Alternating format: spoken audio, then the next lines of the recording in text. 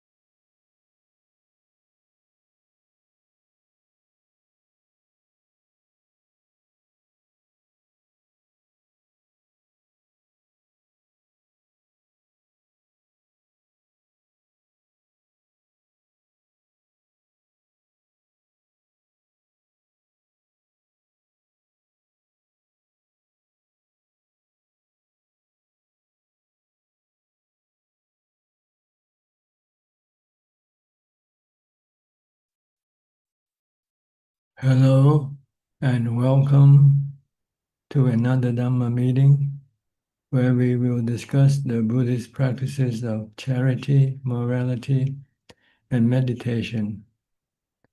Everyone who is interested is welcome to join. We're waiting for our first participant, which happens to be Claudia again. Claudia, you hit the jackpot 3 times in a row. Good afternoon from Switzerland, Tanachan. Yeah, I'm very lucky. I feel very lucky to hit the jackpot.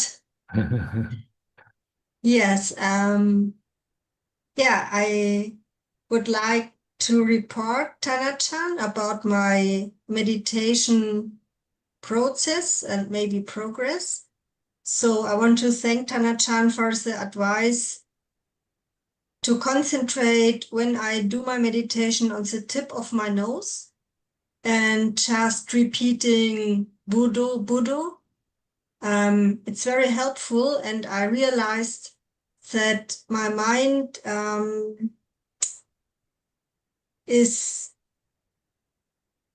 the stillness in my mind is increasing, and Yeah, the more concentration gets stable, more stable. more stable. Yeah. Yes. My body is much more relaxed when I just concentrate on the tip of my nose and think Buddha, Buddha. And to me, it seems that I'm more calm during the day when I practice like this.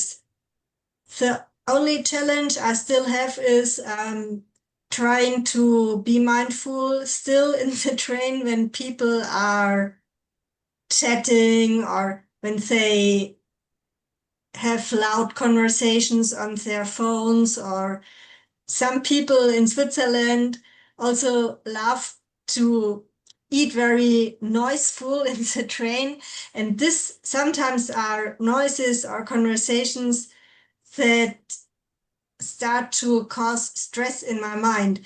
And I can't keep the concentration up. So I would like to ask Kanachan, what more can I do to increase the concentration and to stay calm? Can you repeat Bhutto Bhutto? Recite Bhutto Bhutto when you're in the situation where you are having people around you and you want to ignore them. Just keep reciting Bhutto Bhutto Bhutto if you can. If you cannot, then you have to teach your mind to accept these people around you, that they are like the weather. You cannot get rid of them. So you just have to leave them alone and let them do whatever they want to do. They're like the weather. They're anatta, a natural phenomenon. Mhm. If you can look at them that way, like the rain, the sun, the wind, you can't Mhm. stop them. Or if they are fruits, you cannot change them. If they're bananas, you cannot change them into oranges. Yes. Just accept them and leave them alone. The problem Yeah. is you don't want them to chat. You don't want them to make noise. So it Yeah. causes you anxiety and Uh-huh. restlessness. Yeah. If you just leave them alone and have no expectation or anything from them, then they won't bother you. Yeah. Yeah. And It's a very then, good and idea to, yeah, then you can come back and recite Bhutto, Bhutto. okay. Now you have a purpose, is to leave them alone by using Bhutto, Bhutto to pull your mind away from them. Yeah. Yeah. I will keep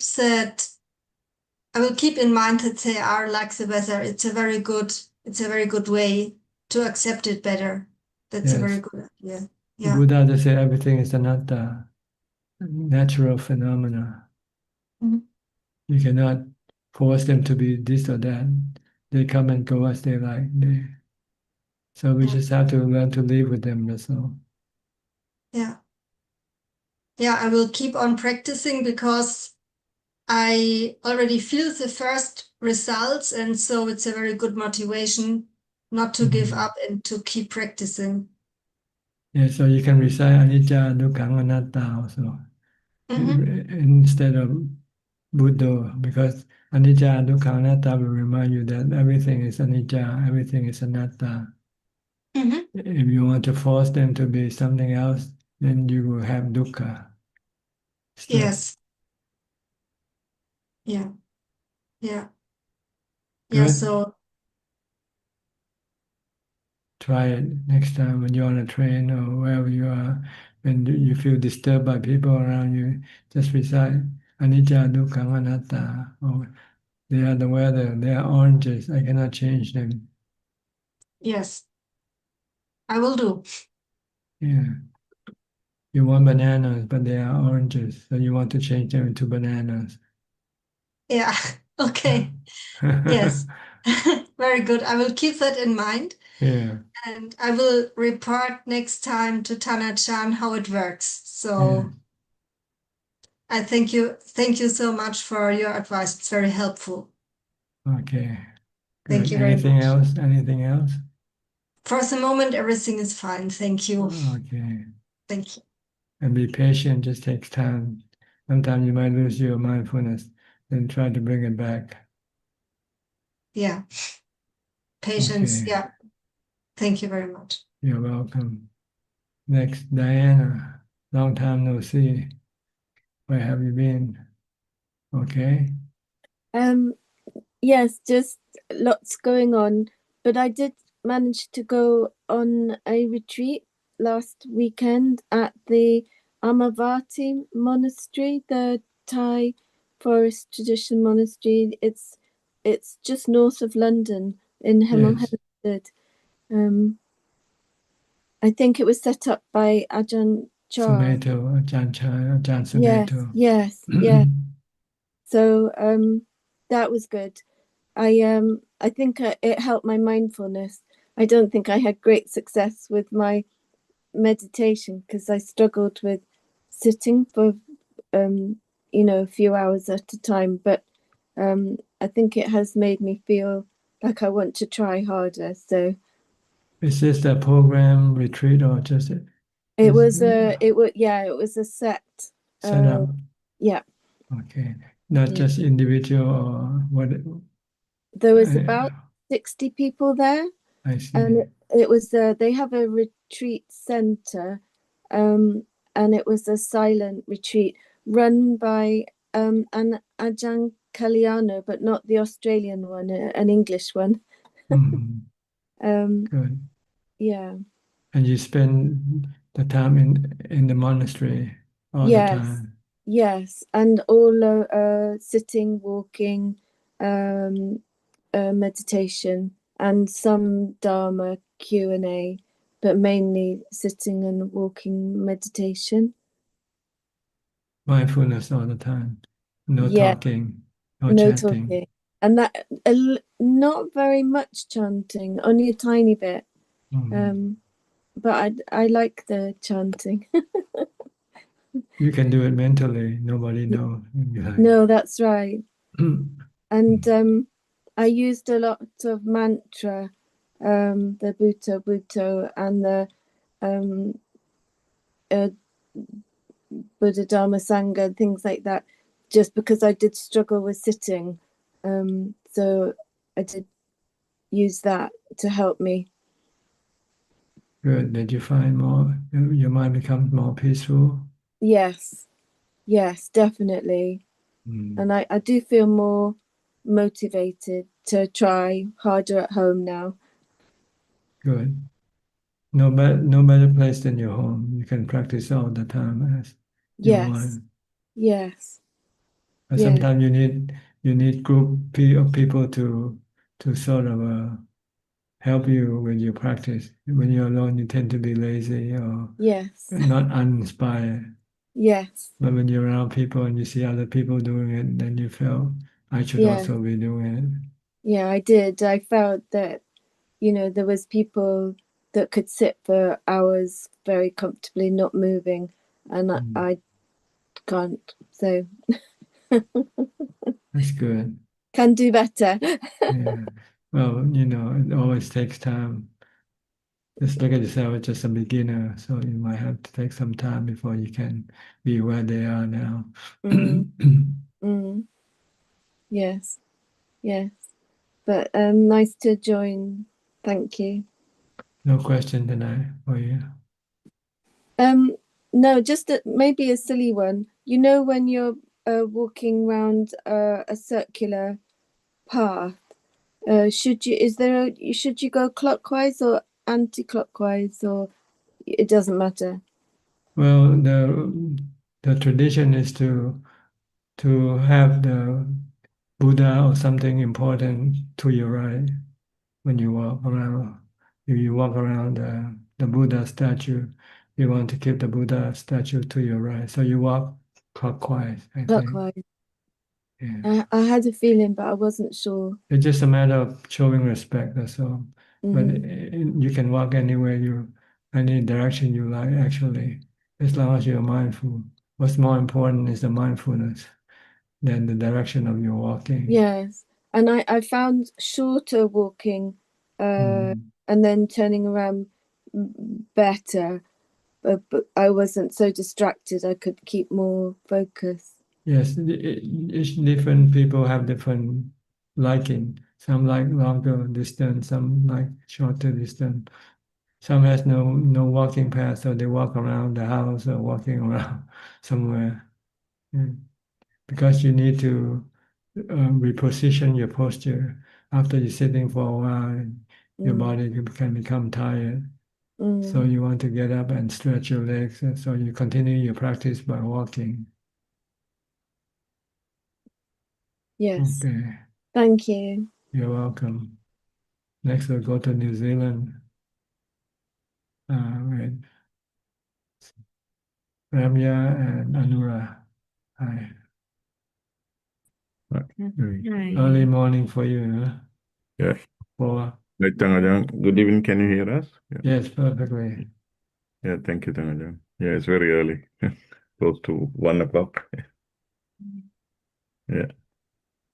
Okay, anything?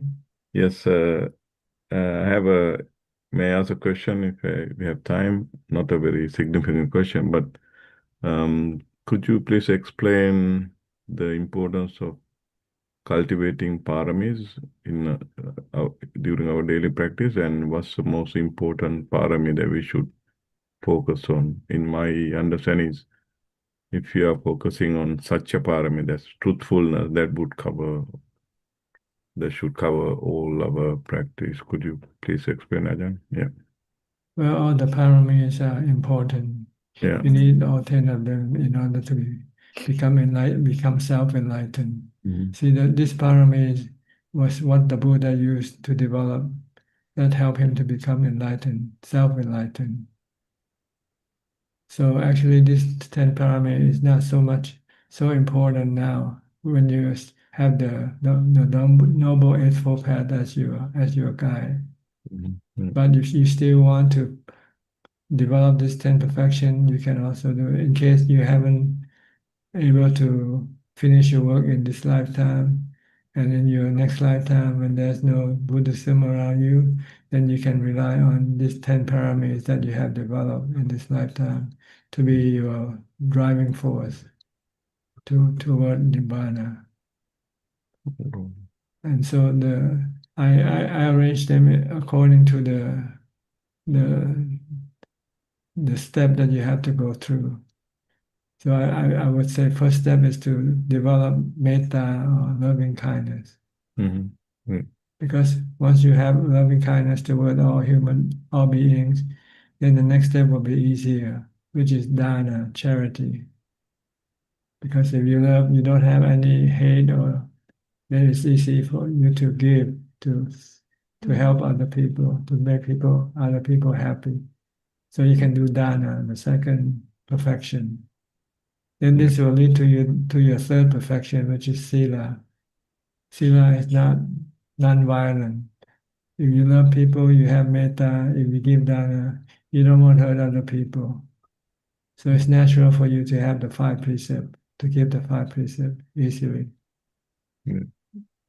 Once you can keep the 5 precepts, then you can go to the fourth parami, which is abstaining from sensual pleasures, activities, which we call, I'm not sure what's the word in Pali. Okay, Nekama param. Nekamma parami, yes. Abstaining from indulging in sensual pleasure. So you just increase 3 more precepts from 5, then you can increase 3 more. And the 6 is not eating after midday. The 7 is not doing the entertainment. Yeah. And the 8th is not to sleep on a comfortable bed. So, and the third one of the 5 precepts, you switch from sexual misconduct to abstinence. So this will be easy for those who can already keep the 5 precepts. You just add another 3. Yeah. Then once you can keep these 8 precepts, then you will have time to meditate, to develop mindfulness, to get to ubekkha parami. Once you have ubekkha parami, then you will be able to develop wisdom, panya parami. And this 6 parami that you have to develop has to rely on driving the remaining paramis. The first one is atithan, which means resolution, or setting up a goal for yourself. What are you gonna do in this lifetime? So you say, I'm gonna develop all the paramis. So this is resolution or atithan parami. And in order to be able to do what you set up to do, you need satya, you need truthfulness, you need honesty, you need to be honest with yourself, not setting up the resolution and not follow through.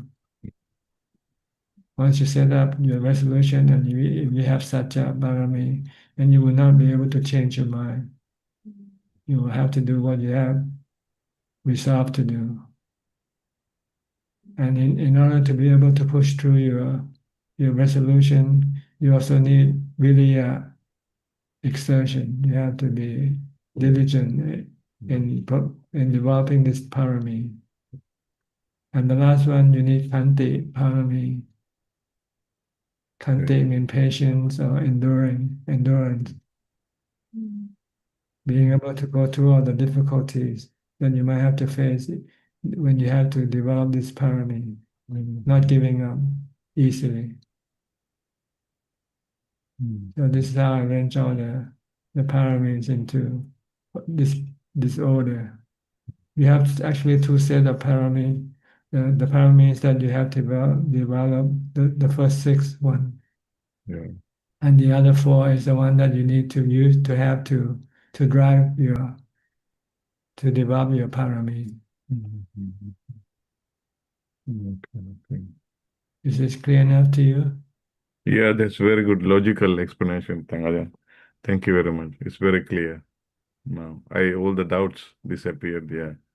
Oh, I Okay. understand. Yeah. Thank So you. you have to start with resolution, atitana. Yeah. From now on, I'm gonna do nothing else but develop paramis. Yeah. And you have to have satya. Sure. Yeah. You have to be truthful to yourself. Once you make a promise to yourself, you cannot break the promise. Mhm. And then you have to be diligent, Yeah. and you have to be patient, or be able to go through the hardship and Yeah. enduring. Mm. Okay, then you Yeah. can start using metta to everybody that you meet. Be nice, be kind. Even though if they're not good to you, not nice to you, you forgive them for what they might do wrong to you. Mm. And if you have something to share or give, then you give away. You only keep what you need, Mm.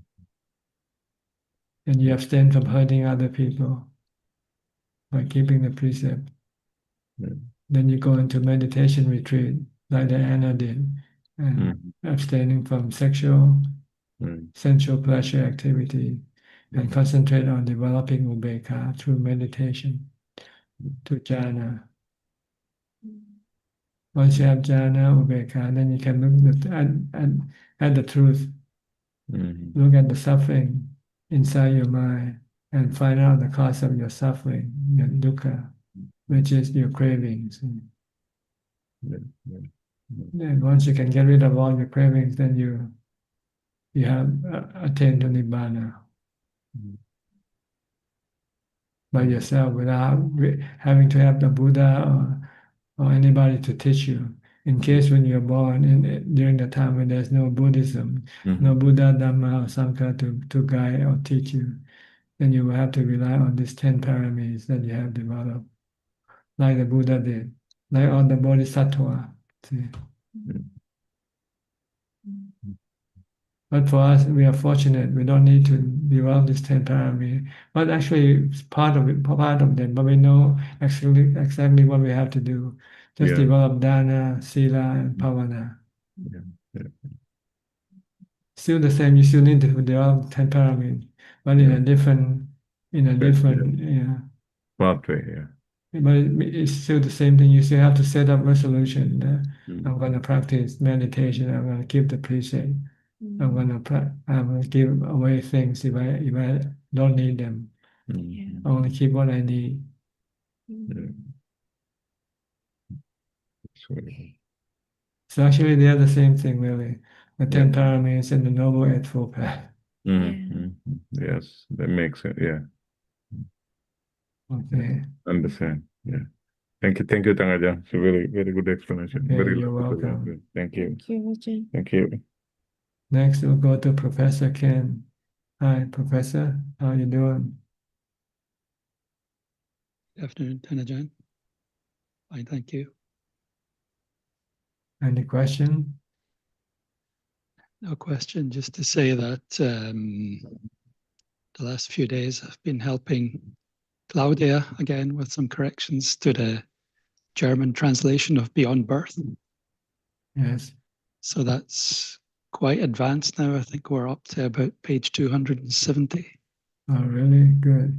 So it's coming along, and I find it quite useful as a practice as well, because you have to focus not only on the language but on the meaning of the teaching. It's very, that's right. I found it very helpful from that perspective too. So I'm grateful to Ajahn for the book and Claudia for all the work on the translation. Yes, it will be quite useful for the German speaking people to be able to read. Very much, yeah. Good, but you shouldn't spend too much time on this work. You should spend more time on your meditation if you can. Yeah, I know that, but this, the way it works is Claudia is doing a few chapters at a time, and then I do the correction. So there's quite long gaps in between. So that's what's more important is your meditation. Yeah. Than your translation. The translation might help you to understand some of the Dhamma aspect, but you still need to practice. Yeah, of course. To apply what you have understood from your translation. Yeah. So that's where we are. Okay. You should practice meditation and contemplation after you come out of meditation.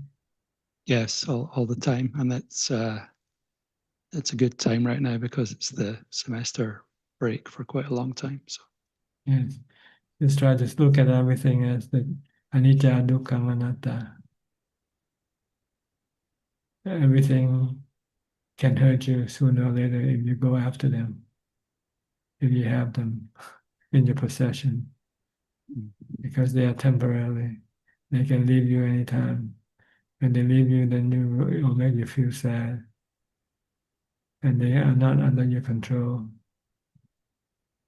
You cannot tell them to be with you, stay with you all the time. So better not to rely on anything to make you happy. Rely on emptiness, nothingness. Because nothingness is always permanent. It's always there with you. yeah, Everything else come and go. But nothingness stay with you all the time, stay with us all the time. But we don't like nothingness, it's our problem. yeah. So we have to teach our mind the benefit of nothingness. Nothingness doesn't hurt us. Yeah, I've been working in that for many years. I don't own much anymore. I don't own a car or a house. I don't have a spouse any longer, and Yeah, just have the basic necessity of winding down the amount of work I do. So it's going that way. What you need is peace and calm from meditation, from letting go, from stopping your cravings. Yeah. Okay. Okay, thank you, Ajaan. Thank you very Okay. much. Go to Mahesh. Mahesh has been away for a while. From California. Good evening, Tanajan. Yes. So, like about 4 months back, I went to a meditation retreat for a couple of weeks. That was in Burmese tradition, and I found that the same lack of concentration and all continued in the retreat as well. Even though I meditated for like let's say 10 hours a day, repeating Buddha in other times and focusing on the breath, the mind didn't stay longer than 30 seconds on the object. Mind was always running away. During the retreat, I asked the teacher, and I think I heard this from some other teacher as well. She said it's mainly because I'm not able to experience the emotions inside me. I'm kind of emotionally shut off and I'm not able to experience the emotions inside me. And whenever there are repeated thoughts, there is an emotion underneath and I'm not able to experience that. And that's the reason for my lack of progress. So after the retreat, I I've like this is 4 months back, and after the retreat, I'm finding myself more attracted to worldly things and running after something worldly, and then I realize I'm wasting time on this, and I use willpower to cut off and then come back to um, just Dhamma things. But then again I get caught up in something exciting and I'm researching about that, or like I'm like totally into it, and then again I bring myself back. This happened like 5 times or so, and as a result I'm not meditating much. Also I'm doing it like maybe like earlier it used to be like twice daily, and I was even I did like 8 precepts for a while, for like a few months, but then now it's becoming more like I'm more attached to worldly things, getting excited about them and pulling myself back. So that's the situation I'm in. I wanted to get your thoughts on first like about the situation, and secondly like about the heart thing as well, the emotional thing as well. Well, whenever you are attracted to the worldly things, you should tell yourself that they are actually harmful to you in the end. They might be attractive, they might give you pleasure at first, but then they change and they will sooner or later pass away. And when that happens, it can leave you sad. So this can stop you being pulled away toward this sensual or worldly matters, and then bring you back into the realm of meditation. And then what you need, if you are not involved with any worldly matters, then you should concentrate on developing mindfulness all the time during your waking hours. And whenever you have the time to sit and meditate, then you sit, alternating with the practice of mindfulness. When you're sitting, you still practice mindfulness also. But you change the object of your mindfulness from when you're not sitting, you watch your body movement, you watch your body activities. But when you sit, then you watch your breath instead. Try to curb your thinking. When you can curb your thinking, you can also curb your cravings for things. And it'll make your mind calmer and peaceful and happy. So this is what you need to do. Try to stop whenever you've been pulled away to worldly things. Tell yourself that they are harmful to you later on when they change or when they pass away. And then once you can stop yourself from going to worldly matters, then you will then have the time to do meditation practices. So you try to develop mindfulness, maintain mindfulness all day long, from the time you get up to the time you go to sleep. Don't let your mind wandering around aimlessly. If you have to think only what you need to think.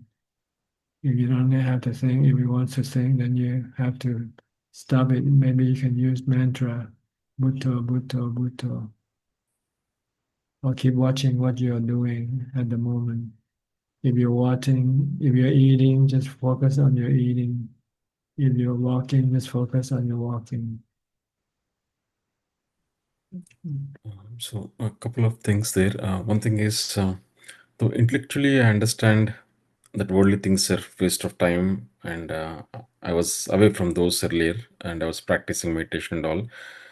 But right now, there are a couple of things that are going on. One thing is, I feel like even though I try to practice, just like I did in the meditation retreat for a couple of weeks, and also earlier also when I did at home, the results are not coming. The mind is not getting concentrated, and as a result, I feel like maybe this won't work for me. There is that doubt in the mind. So I feel like even the worldly things are useless, at least I'm having some fun in the when doing the worldly things. This anyway, that is one doubt like that, right? Um, and the second thing is this heart, being emotionally shut off. If the problem is real, and no matter what I do, if meditation is not going to work out for me, then yeah, that is a second doubt that I have. Well, then you just have to do what you want to do, I guess, and pay the consequence later on. Yeah, I mean, I understand it is useless. This worldly things is useless, so I'm pulling myself back. But um, again, I'm getting back to them, and again, I'm pulling myself Yeah, back. So it's a tug of war. You just have to try to resist your urge to go toward worldly pleasures and try to force yourself to go to the meditation pleasure instead.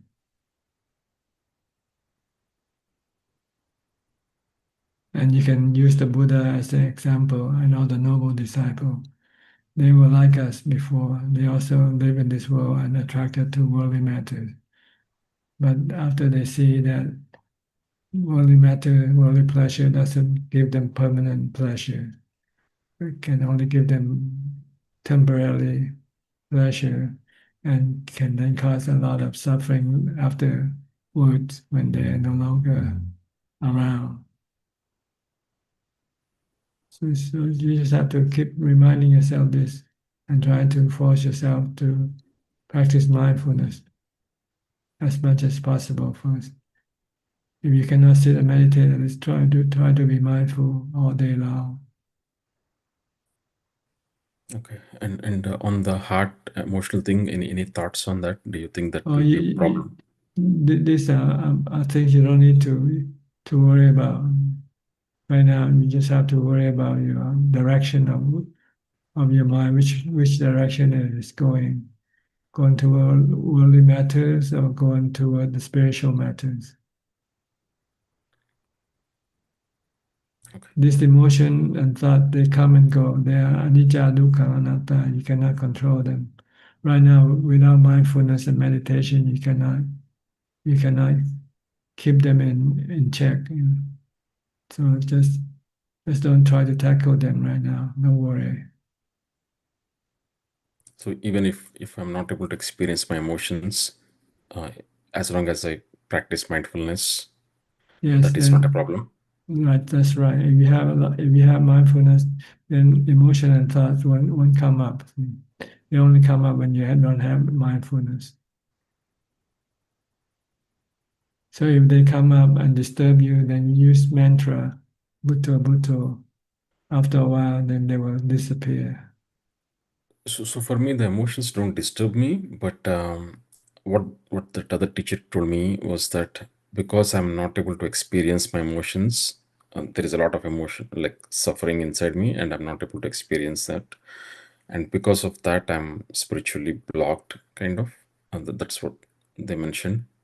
I'm not sure what do you mean you're not experiencing them. So When you know that they're there, you're experiencing them already. yeah, what she mentioned was that there is a lot of suffering inside me, and I'm not able That to feel it in the that's, heart, like I'm not able to experience those emotions. I don't think so. I think you can feel it when things happen inside yourself. Mm. It's not you don't want to experience emotion. You want to get rid of them. You want to stay away from them by using mindfulness to keep yourself away because they're like fire. Even good emotion can turn into bad emotion eventually. So when you cling on to good emotion and when they change to bad emotion, then you're stuck with bad emotion. So try not to indulge in any emotion. Let them come and go. Like the sound you hear. When you hear something, just hear and let it be. Don't try to indulge with the sound that you hear. Okay. Because whenever we indulge, we'll have craving. And when we have craving, we will get suffering. Mm. Yeah. So all the unprocessed emotions, as per what she said, was like they're inside me, blocked. Don't pay attention to them, that's all. Oh, Just look at them as being natural phenomena. Then anicca, dukkha, anatta. They are dukkha. They can all hurt you. So don't play with them. Don't indulge with them. Don't have anything to do with them. Leave them alone. okay. All right. Yeah. Thank you, Dhanacharya. Okay. Next, go to Indonesia with Nining. Yeah, Ajahn, I really want to go to spiritual matters. Okay, good. Yeah, because but as Ajahn ever said that what makes us evil because we cannot stand of suffering. That's why I try so hard to take good care of my mind, Ajahn. I maintain my mindfulness, and because if I don't have that equanimity, I'm afraid that that the worst case that happened, I don't have any courage to fight against the evil, and I can break the precept, Ajahn. You shouldn't worry about this thing when it doesn't happen yet. Worry about it when it comes up, and try to deal with them with mindfulness and wisdom. Yeah, that's why I try so hard, and I keep on practicing. And then my question is, if I try to comfort my mother when she get the operation, it just give her, say nice words to her, or I should say that, Mom, because this is the consequences of the AIDS, like that, Ajahn. Well, you have to find out first what she likes to hear. See? Don't say something that she doesn't like to hear. Oh yeah, I see. When you give somebody a gift, you want to first know whether this gift is appreciated or not, right? Yeah. So you have to find out first whether what they like, the people that you give the gift to. They like the truth or they like encouragement. Some people like the truth, say, "Oh, it's your karma, it's the ninja, you're gonna die anyway." And so it's better to let go. Don't be attached to your body. But Yeah. if they are not that type, they are more or less still live in delusion and hope that the body will then regain their health and continue to live longer. Then you will have to give that kind of encouragement. I see. When stay in the hospital with my mother, my mom know that I listening to Ajahn Dhammatalk every day, because it makes me calm and peace. And I have already passed the test, Ajahn. But I don't know the future test will be. But the future test is with your mother. Can you still remain calm and peaceful, whatever happens to her? Yeah, that's why. That's why I'm very hard on practicing, and I do sitting meditation in the hospital, and my mother know that I become more calm by listening to the Dhamma talk and also practice the meditation, and she support me so much.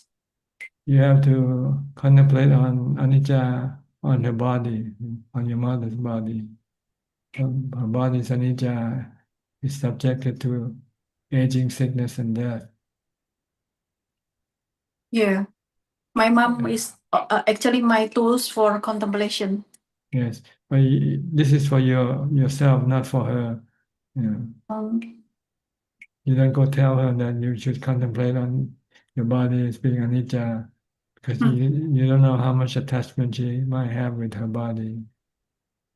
Yeah, she's very afraid actually. So if you don't know what she think about her body, then it's just better to keep quiet. Just to be around her is good enough, I think, to show that you care and that you look after her.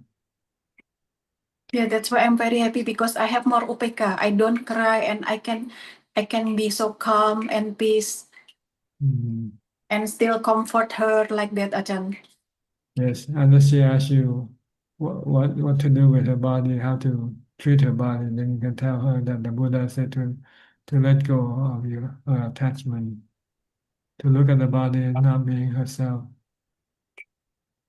Yeah, but she is so afraid. I think my mother will not ask me about that. Okay, then don't worry about it. Yeah, she just want me to accommodate her. Yeah. But yeah. Just help her with whatever she needs. If she needs a drink, bring her something to drink. If she wants to eat, bring her something to eat. Show your support. Yeah, I practice metta when with my mother. Yes. That's why I'm very happy, because I have already passed the test, and hopefully that I can pass the future test. Well, you never know until you come to it, right? Yeah. Okay, just be ready. Yeah, that's why I contemplate on that every day, Ajahn. Yes, that's good. To the impermanence. How often every day? I think almost all the time. Okay, If not, good. if not doing the if not listening to the Dhamma talk, if not do meditation, Yeah, because now my worldly activity is very less, but not still I still have the worldly yeah, activity, yeah. and I Do all the time if you can, to the point where you'll never forget. You remember all the time that that is just around the corner. yeah, because that's I think the most scary thing in life, I think, Ajahn. Yeah, Is it? it will not be scary once you have conquered, overcome this this fear of death. Once you have accept death, then it will be no problem. And also, I think I believe I have to be stand for pain. Is it correct, Ajahn? Yes, you also have to be able to withstand the pain. Yeah, that's why that's the problem for all human, I think, Ajahn. You need to have equanimity in order to be able to withstand the pain. So you have to do a lot of mindfulness when you come face to face with pain. You can use wisdom by teaching your mind that the pain is like the weather. You cannot control or force them to come or go. Once they're here, then you have to learn to live with them. Yeah, that's why I practice every day for Yeah, live for with the mindfulness. live with everything with equanimity. Then your mind will not be hurt. Yeah. Thank you, Buddha. Thank you, Ajahn, for the teaching. Okay, you're welcome. Next, Philip from Malaysia. Hi, Philip. You didn't get in last week, huh? Yeah, I was slightly late because I was working. I tried signing in, but I think it was actually full. But it's okay. I could listen it to Facebook. Facebook, yeah. Okay. You have any question? I don't have any questions tonight. I'm just happy to be listening in. Just wishing you well. Okay, thank you. Next, Nita and Saket from India. Are you still in Pune? Still? Yes. Okay. How's life? Happy? Yes, life is good, Rajan. Thank you. Mm. However, we decided to downscale our plans, and we're moving still to Nita's hometown. But I think it's a much simpler plan now, something where we can care for Nita's parents as they age, my mom, and just doesn't not as fancy. And we plan to buy a house, all sorts of fancy things earlier. So thank you for showing us some sense around that. Simplicity is the best solution.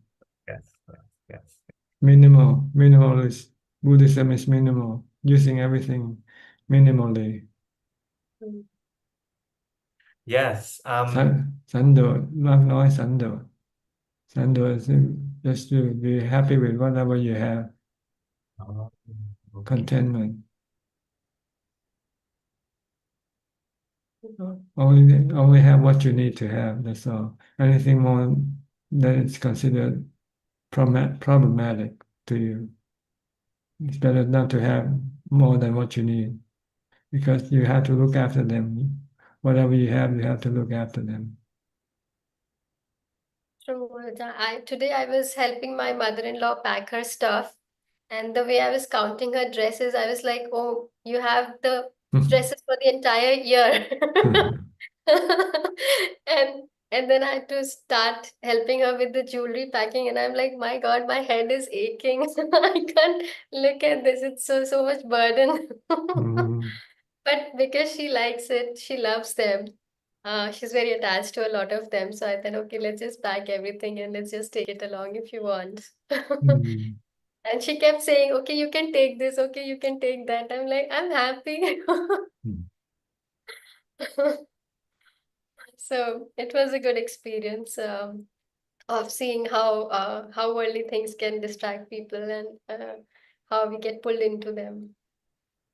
So you're moving from where you are now to another place, to your parents' hometown. Correct. Yes, How Rajan. far away from how far away from where you are? It's around 1,200 kilometers from here. Quite away. Quite away. It's like the center of India I almost. see. Right And now, then another province. another province, yes, another Mm. state.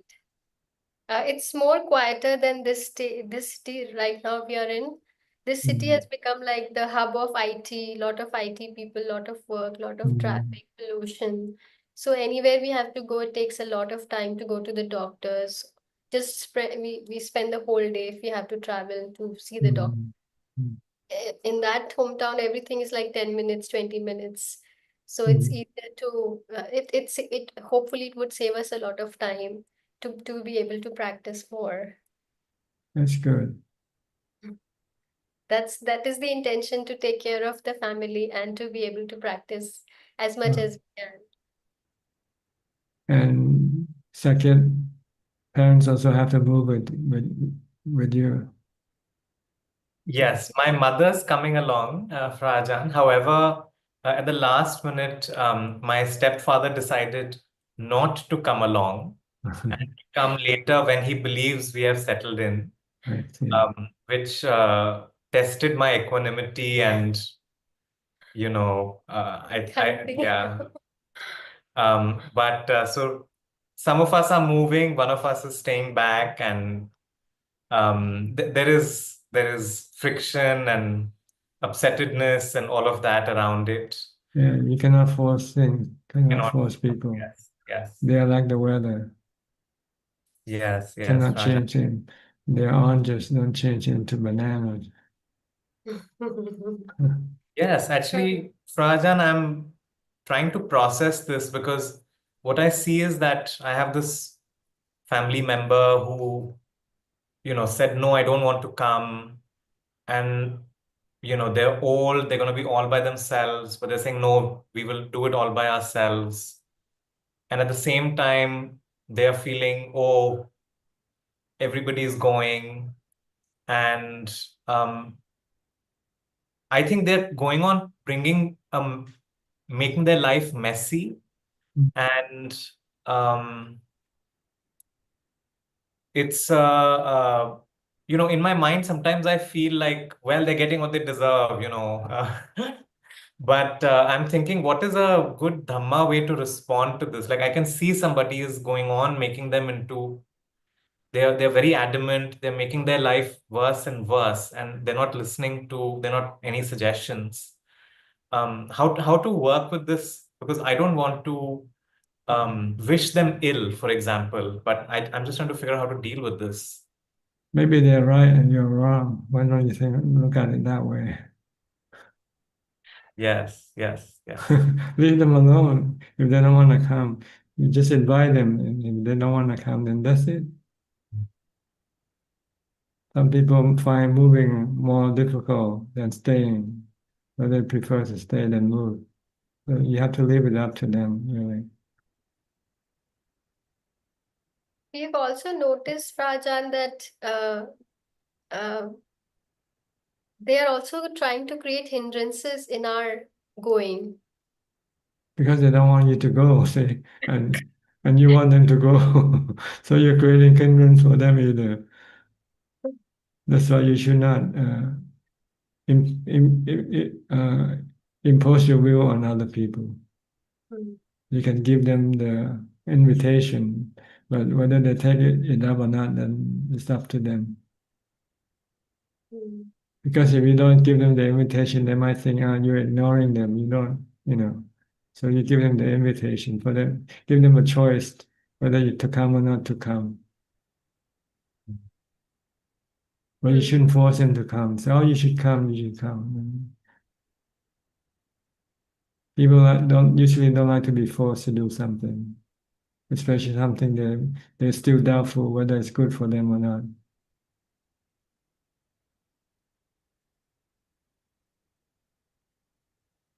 Okay. Any Yes. question? Yeah, Frajan, a question. So I did the 6-hour challenge a week ago, and after that, somebody was telling me that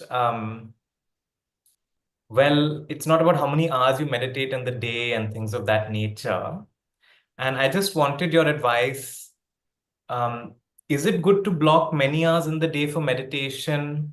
And what next after we do the 6-hour challenge? Should we do that more frequently, or could you suggest, please? Well, it depends on what did you get from your 6-hour challenge, and whether you find beneficial for you or not.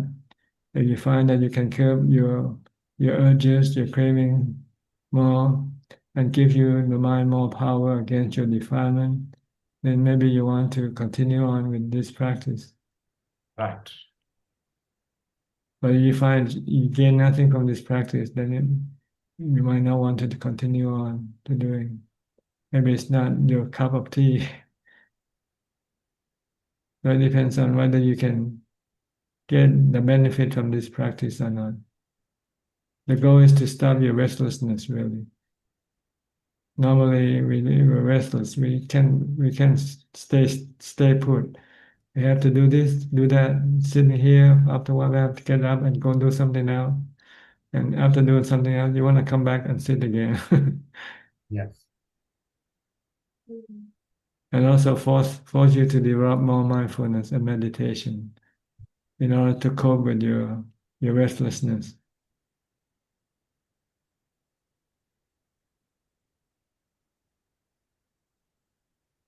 Yeah, no, certainly. In fact, I felt that I used to have a lot of difficulty with Anapana meditation, but this helped me really sit and work with that for a good amount of time, and it helped clear that up. And I can feel much more progress on that area now as a result of that. If that's the case, then you want to continue on doing maybe more, increase your practice, your challenge into maybe twice a week or 3 times a week. Certainly. Yes, yes. Until you find no longer useful anymore, then you might have to use something else to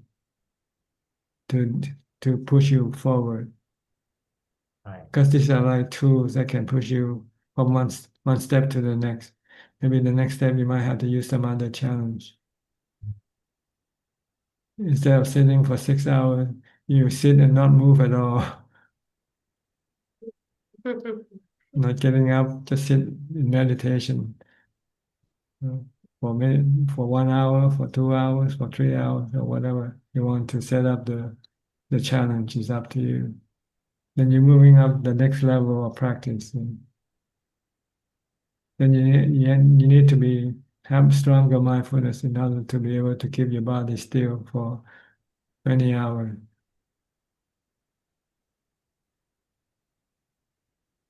Certainly. I can definitely work on that. It'll keep me busy for some time. Yes. All right. How about you, Nita? Prajan, I did 4 hours. I couldn't do 6 hours. Okay. But one advantage I saw is the next day when I did 1 hour, it was very easy for me. Yes. At least you'll find that you can control your mind better, control your restlessness better than before. Yes, it was working fine until we hit this roadblock and people changed their minds when we were moving. So it disturbed my mind. But after doing that 4 hour, it feels like it is possible I can do it. So Good. that confidence has come, and and it was a very good exercise. So next day also we did try 3-4 hours. And whenever we are getting time in the evenings, we are trying to block for meditation or for Dhammatalk or for walking meditation. So Yes. it is giving us a good rhythm in our day. Okay. Try to increase your time for spiritual practice more and more, and decrease your time for your worldly pleasure, your sensual pleasure. Then you'll be moving ahead, getting closer to to vimutti, to nibbana. Okay. Thank you, Prajan. Thank Thank you so Prajan. much. Okay, you're welcome. Next, Masha. Hi, Masha. You've been away for a while. Yes, I had some things scheduled on Tuesdays and I went on a family holiday and yeah, it's been a busy summer. Wow, I just have to hats off to all those doing the 6-hour challenge. I'm just amazed. I am so impressed by the effort that the group is making. I don't think I could ever meditate for 6 hours. Try 1 hour. Try 1 hour first, or 2 hours. You can 1 start. hour actually. 1 hour is 45 minutes is my sweet spot. 1 hour, I've done 2 hours, but it's always been a problem because I struggled for like 6 or 7 years to sit comfortably. And so I was always just dealing with the pain of sitting. And now I'm in a good rhythm where I'm, focusing on the mind and the stability of the mind. I have some question about knowing, that unentangled quality of knowing. And a lot of times, because I'm by myself a lot, I can see how my moods are shifting like the weather, where sometimes I'll just feel the energy coming or the energy leaving, the mind brightening, or the like little bit of depression or lack of energy or motivation settling in. And all of those things are it's just the defilements coming and going. And I know that I'm not controlling that because I can see them coming and going. And I'm thinking, man, it almost seems crazy sometimes because I know that I'm not in charge of it. And just to watch it happen, it's very interesting, actually. And then to step back and just know it. What happens for me is that, say, if excitement or happiness comes, there's an agitation to that. And then I try to pull back from that and just watch it. It's like in these shifts, there's the tendency to like tangle up in it, even if it's just a little bit, or if the energy drops, or I'm tired, and then the mind tangles up in that a little bit. And how to really pull back and not just be tolerating of it or equanimous of it, but to totally find that unentangled spot. What is that like? I've read parts of the book by Upasika Ki Nanayan, and she talks about the mind at normalcy. And it's not like being indifferent, I wouldn't assume. Or maybe it's cool, but what is that middle knowing spot? Not just being like equanimous, but, passing through your activities and through your different mind states and just totally not being a part of it. Can you explain how that is? Well, the goal is to merely accept them for what they are, good or bad. They come and go. You don't want to do anything. You don't want to manipulate, manage them, or change them. Let them come and go. They are anicca, anatta, not under your control. When you try to change them or manage them, you can become frustrated or stressful when you cannot do it. So the best solution is just to be merely knowing, observing, seeing, watching, but not reacting. Again, it sounds so simple, but when trying to do it, it's like it gets a little messy. That's because you're used to react to everything all the time. That's why you need to meditate until you get to equanimity. That's when your mind stops reacting. You have to get into the fourth jhana. That's what I've been trying to tell people all the time. Once you have fourth jhana, your mind will remain calm and peaceful and not reacting with emotion. So try to develop mindfulness and meditate to get to equanimity. Then once you have equanimity, when you come out, your mind will tend to be just be acknowledging or accepting or knowing and not reacting with emotion. It's a little disconcerting to be partly like that, and then it's like no self, and then to not have a self and that's right. The truth is there's no self. There's just knowing, but the delusion creating a self to react. That's all. See? It's our delusion to create a self. So once we have a self, we have to react to everything that we like or dislike. If we like, we try to be attracted to them. If we dislike, we try to have aversion for them. And this attraction or aversion is creating cravings and creating stress and anxiety for the mind. But if you're just merely knowing, accepting, then you're not creating any stress or anxiety for the mind. It reminds me a little bit of your talk with Kenneth, where you said, we're not used to being empty. And so it's almost an uncomfortable position to be at the start. It's like, can I stay there? Can I be empty? And I guess that's the restlessness, is just trying to come in the door and destroy that little sense of emptiness. That's why you need to develop equanimity.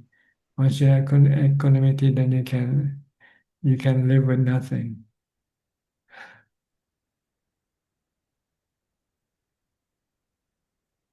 I think I'm sort of. Without equanimity, your mind tend to have craving for things. That's what we used to do.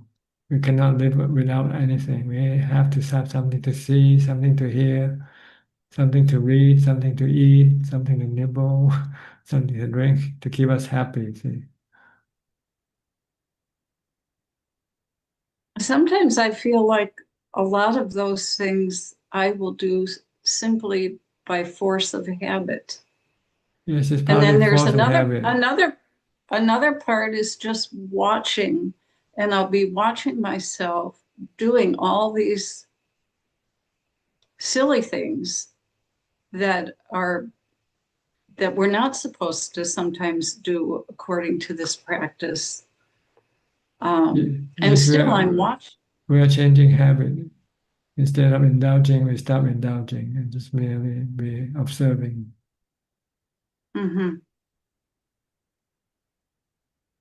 So you need to practice a lot of meditation to get to the equanimity. Once you have equanimity, you will know how to deal with everything in a way that will cause you no stress or anxiety. Mm-hmm. Mm-hmm. Okay, so don't be lazy. Practice mindfulness and meditation. Okay. That's what That sounds.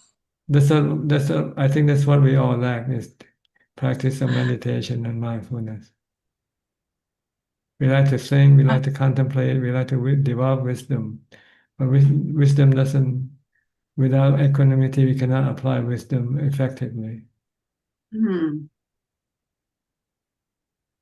Okay, that's a challenge. That is a good challenge. Yes. Don't be lazy. I think that advice hits the mark. Be mindful all the time during your waking hours. Try to stop your mind from thinking. Mm-hmm. Mm-hmm. And be merely knowing. And when you have time to sit down and meditate as much as possible. Mm-hmm. Mm-hmm. I find that the recitation of the Buddha, I don't do it nearly enough, but I've been using it more in my seated meditation when the mind is restless, and I'll go back to Buddha, Buddha, Buddha. And it seems to be at a certain spot in the mind. It's like I try to steady the recitation so that it's occurring at the very same place in the mind over and over again. And that just calms everything. Yes, you down. want to bring it down to the level in which you can then watch your breath. Then you can stop reciting. Just keep watching the breath alone. Mm-hmm. Okay. All right. Thank you so much. You're welcome. Next step. Hi, Steph from Oregon. Hi, how are you? Good, thank you. I always say I'm not going to do that, and I do that. Okay. I did have a meditation question. I was reading Thanissaro Bhikkhu, and it was his meditation instructions, and it was for beginners, and it's for like getting used to meditation. But he was doing a lot of fabrication, like taking your breath and feeling it through your body, bringing it here, like filling yourself up. And just reading it, I can do all those things and I feel all those things, and it feels really pleasurable when I do a lot of fabrication and meditation. But when I do it the way that you've taught me, which is just stay with the breath and don't think, it feels more peaceful. So the other way feels pleasurable and the other way feels peaceful. Do I want to just stay with the peaceful? Yes, because peaceful is more useful to the mind than pleasurable. So the pleasurable is just teaching people to like get into meditation, and then we go into the deeper, okay, state of mind. You so want to I get want to to equanimity. And you won't be able to get into equanimity with just fabrication. You actually have to stop mental fabrication completely. Right. Okay. But you can use mental fabrication to ease your mind to meditation, let's put it that way. Okay. But if I'm already established in my meditation, just stick with what I do. Yeah. Then you don't need to use the mental fabrication. Once you can start watching your breath, then there's no need to, But you want to, there's no one to stop you, but you're just wasting your time. That's what it felt like. Okay. Yeah. That's what I was trying to, You're going back to the beginning when you can actually start in the middle. Yes. Yeah. Okay. So you can start in the middle, from the middle without having to go back to the starting point. Because when I'm done meditating, it's very peaceful. Yes. But with that, it's just a little different. So yeah, okay. For a lot of Thai meditators, they use chanting instead. Sometimes they chant for 15 minutes, 20 minutes before they meditate. And that's kind of similar? Yeah, similar thing. Mental fabrication also. Got it. Okay. That's all. Thank you. All right, good. Next, Julia from Colorado. Hello, Pat Ajaan. Hi, how are you? Good to see you again. Oh, good to see Ajahn. I rejoice in this practice, and it's so wonderful to be in the presence, whether remotely or in person, of those who practice well, probably more than I can see.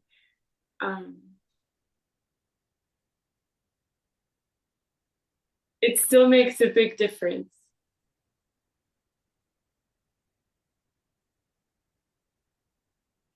Yes, go ahead. Anything else?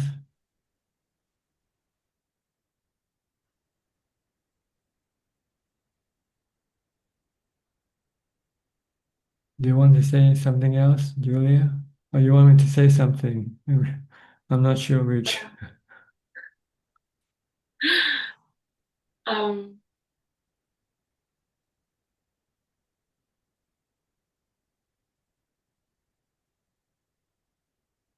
There's still a difference between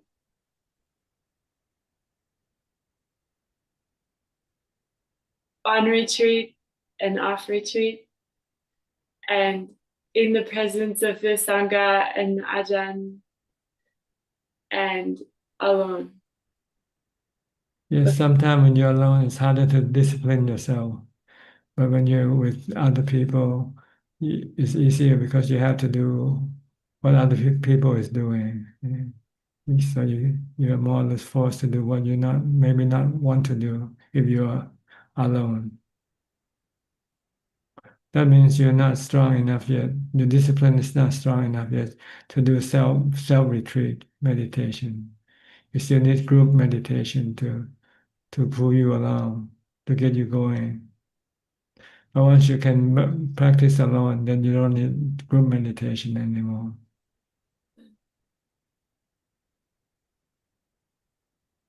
Yeah, that makes sense. I have done where I did like an aditan sort of, and then I meditated for a month in seclusion, in silence.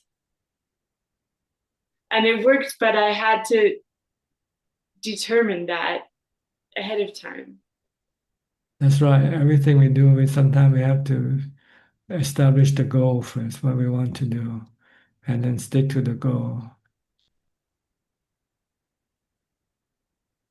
If we don't set up the goal, we don't have adhitthana, then we can keep changing our mind. Oh, I'll do it today. Oh, maybe not. Maybe I'll do it tomorrow. Yeah. Yeah. So adhitthana is very important. You first have to set up a resolution. Yeah. And then you need to be honest with yourself. You have to be truthful, sajja. Do what you think, do what you say. Don't change your mind. Do what you have set up to do and then follow through. Yeah. Then you will be able to succeed with whatever you want.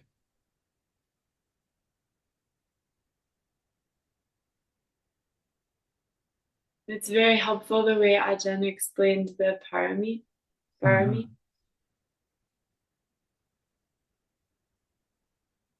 Okay, anything else?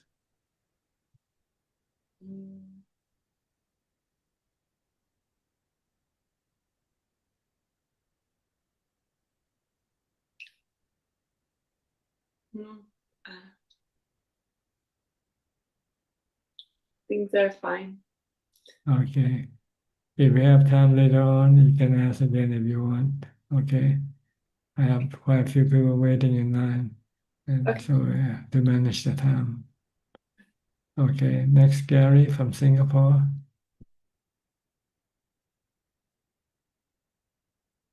Good evening, Ajahn. There's no question for me. Just Okay, listening to you. Thank you. good.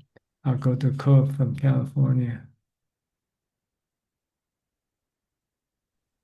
Hi, Thanajan. Just listening today and wishing you well. Okay. Thank you. Good to see you again. Good to see you. Next, Jason. Jason from Florida. Namaskar Krab Tanajan. Just a brief report last week in talking about the balance between meditation and study. Per your suggestion, I started incorporating studying the Satipatthana Sutta in my morning Dhamma study. And I started off making progress with meditating a bit more, but then I allowed myself to get swept away with worldly events and being busy. So I'm trying to exercise mindfulness about the need to do it and doing so, adding additional meditation. So that remains a goal and area of focus for me. I just want to thank you for being here today and allowing me to be a part of this and have a moment with you. Thank you. You're welcome. I hope you can keep up with your practice and increase them as you go along. Thank you. All right, you're welcome. Next, B Ravin from Bangkok. Hi, B. Hi, Prajan. Good evening to you. What can I do for you today? Prajan, just a question on what we were discussing earlier today on parami. Is my understanding correct that although meditation and mindfulness is very important, it's very difficult to achieve enlightenment without the parami to support them? Is that right? Well, you need the parami or you need the Noble Eightfold Path to get to Nibbana. So if you don't have them, it means you have to develop them now. That's all. If you already had some, then it will be easier for you to do the practice. But eventually we all get there sooner or later. Those who have more parami will get there first. See? Those who have less parami will take a little bit longer time to get there. But eventually we all get there as long as we keep developing all this parami or the Noble Eightfold Path, the 8 factors.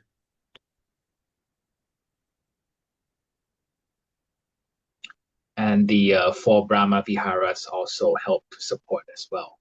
Right? That's something I try to cultivate more and more. This is when you deal with people, when you're dealing with people. You use the 4 Brahma Vihara.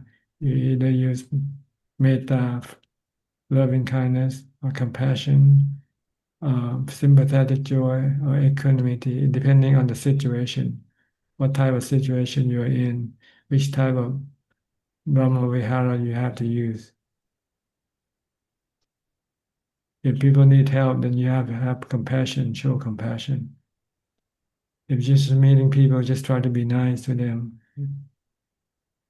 If they're successful, you should show your appreciation and joy with them, be joyful with their success. And if they're in trouble and there's nothing you can do about it, then you just use equanimity.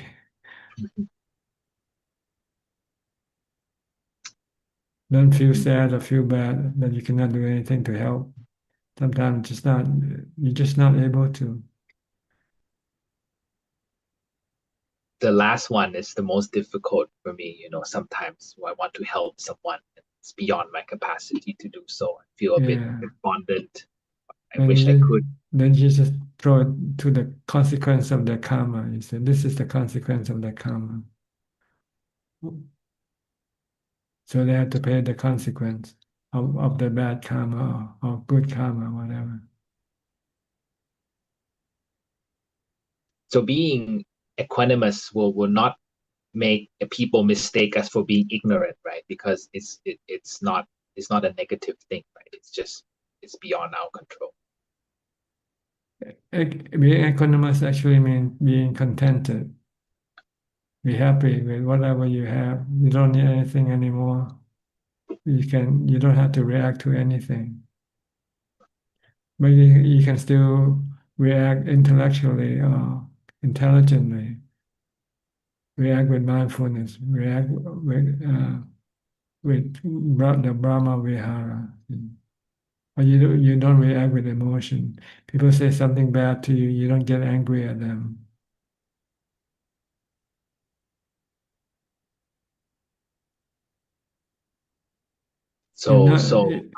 If not reacting emotionally means you are dumb or stupid, okay, accept that. If that, as long as we are happy.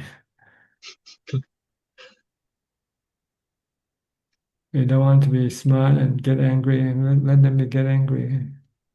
They don't know that when they get angry, they're hurting themselves, not the person that you anger with. You have anger with.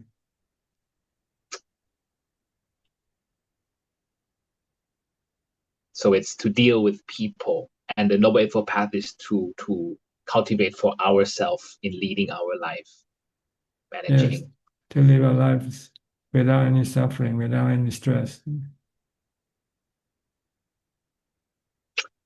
Prajan, if I may ask on one of the factors of the Noble Eightfold Path, the one on right livelihood, I understand that there are a few jobs that the Buddha discouraged to do. This is just simply to protect us from breaking the precepts. Is that right? Well, generally speaking, it's for us to not to hurt or harm other living beings.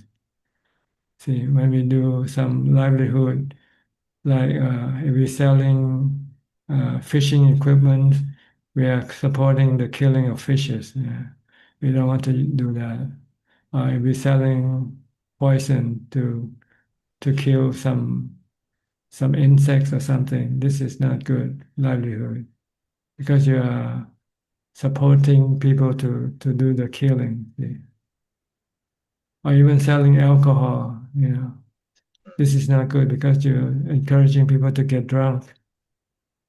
And when they get drunk, they can hurt or harm other people. So these are the livelihood you don't want to have. You use the livelihood that is beneficial to living being, like selling food, selling garments, being a doctor or being a nurse.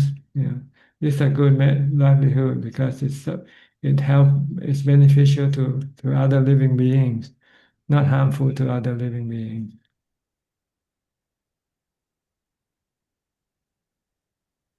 So we don't get into trouble. See, when we're doing livelihood that hurt other beings, they might come back and attack you.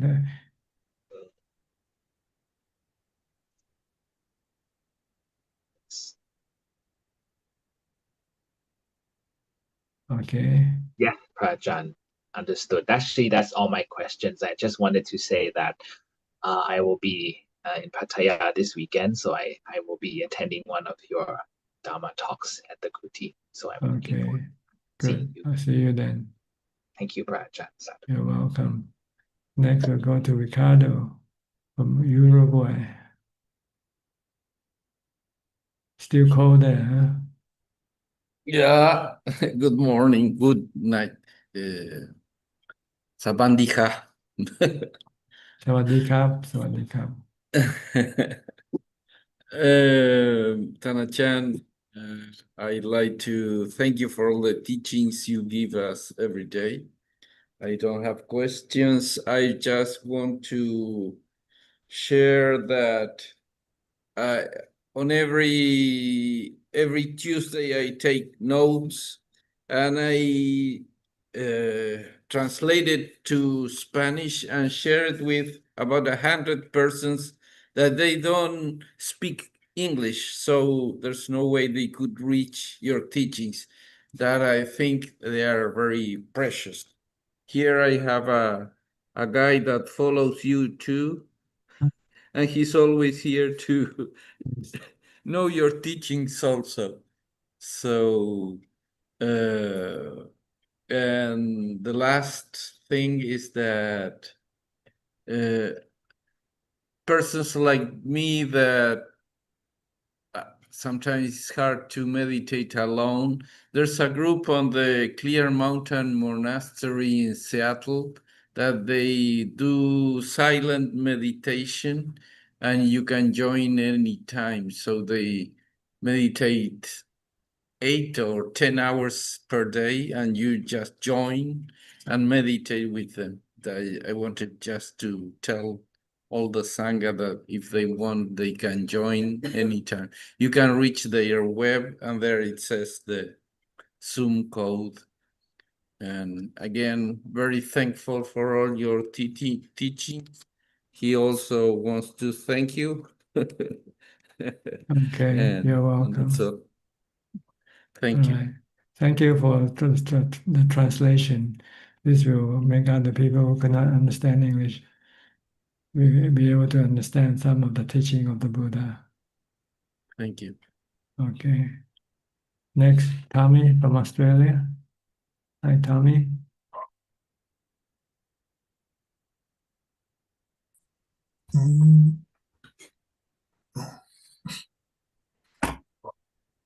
Namaskar, Kap.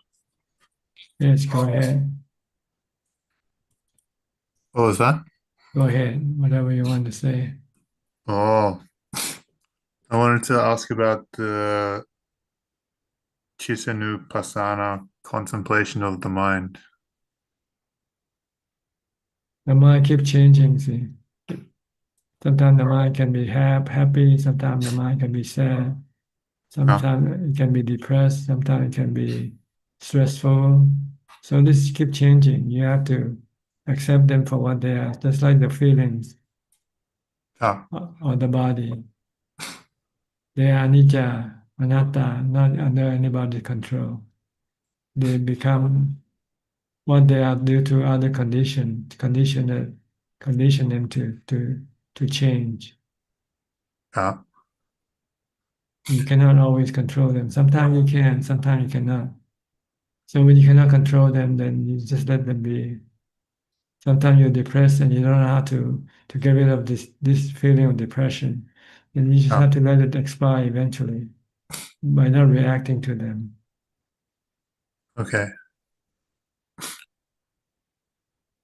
And when the minds become happy, don't be attached to this happiness either, because after a while, this happiness will also expire and disappear and change into something else. So it's like, yeah. So the best way to deal with them is with equanimity, just merely knowing they come and go. Know that they are bad, know that they're good, and there's nothing you can do anything about it at the moment. so it's like the. Yeah, go ahead. I'm sorry. Keep interrupting you. Right, there's a bit of a lag. I don't mean to talk over you. There's so it's like the feeling section. Yes, like feeling, like body. Body keep changing also.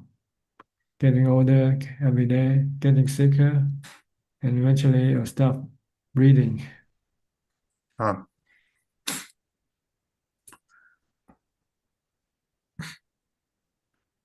What about this section? It says, and when a mind has become very great, he knows the mind has become very great. Right, you attain different levels. You become a sotapanna, you become arahant, so the mind can develop to the highest level. Vimutti, jnana tatsana, knowing that you have finally get rid of all your suffering. Vimutti, free from suffering. Just no need to celebrate, no need to go tell people that you have finally reached Nibbana. Just keep it to yourself. People who actually get to Nibbana, you actually don't go tell people, spread the news, What about Lungta? This is for the purpose of teaching, yes, but not for the purpose of just, spread the news. I have finally graduated, celebrate, this, you don't do that. But eventually, if somebody asks, "Have you graduated?" Yeah, I graduated with MA, with MA or MBA or whatever. Yeah. But if there's no reason to speak, then you generally don't speak about this thing. You keep it to yourself. Can only Arahant brag without attachment? Well, they don't have attachment. they don't brag out of attachment. They brag. They only say the truth when the time needs to. When the time needs to require him to speak, then he speaks. What about with the other Arahant friends? They're just comparing notes? Excuse me, I'm disturbed with the noise of the dog, so I cannot hear you. Just wait a few seconds.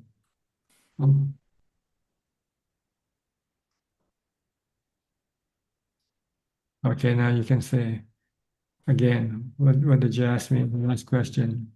I was going to say, what about if you have two Arahants sitting together, they're just comparing notes?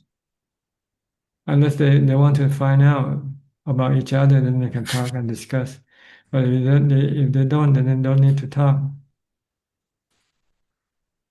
Is there a specific type of abhinya where you can see someone's chitta?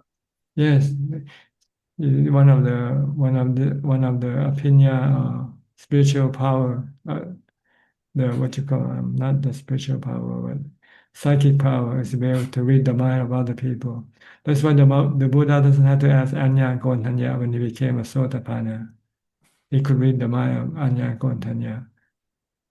The first noble disciple. Can only the Buddha do that? Can who only do that? Not just the Buddha, anybody who have this ability, but not everybody who became enlightened has this special ability. It's an optional ability that you might have developed previously before. They don't come with enlightenment.